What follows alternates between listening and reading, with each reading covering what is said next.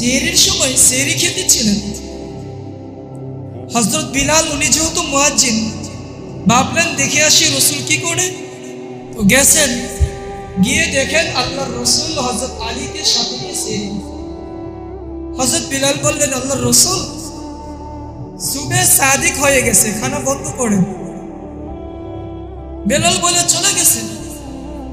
আবার আসছেন, আয়েশা দেখেন এখনো খায়।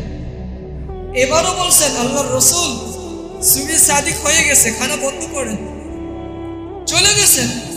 তৃতীয়বার আসছেন, আয়েশা দেখেন তৃতীয়বারও রসুল হয়। এখন বেলাল বলছে, আল্লাহর রসুল আকসামু আলাল্লাহ, ও আল্লাহর হাবিব, আল্লাহর কসম করে বলি সুবহা সুবে সাদিক হয়ে গেছে, খানা আর খায়েন না।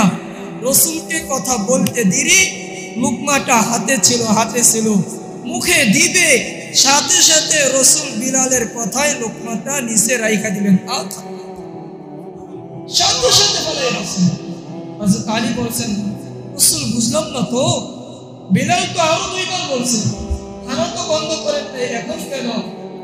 তখন রসুল বলতেছিল, শোনো, মূলত এখনো সুবে সাদিক হয় নাই, কিন্তু বিলালের কসম, আল্লাহর সাথে বিলালের এই পরিমাণ মহব্বত, এই পরিমাণ সম্পর্ক, তার কসমের কারণে আমি রসুলের জন্য আল্লাহ এক লোকমা খানা খাওয়াবো হারাম কইরা সুবে সাদিক করে দিয়েছি।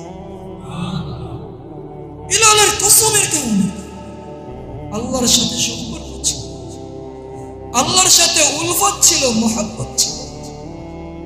গরিব ছিল, চেহারা সুরত কেমন ছিল, কিন্তু আল্লাহর কসম দিলের ভিতরে মহব্বত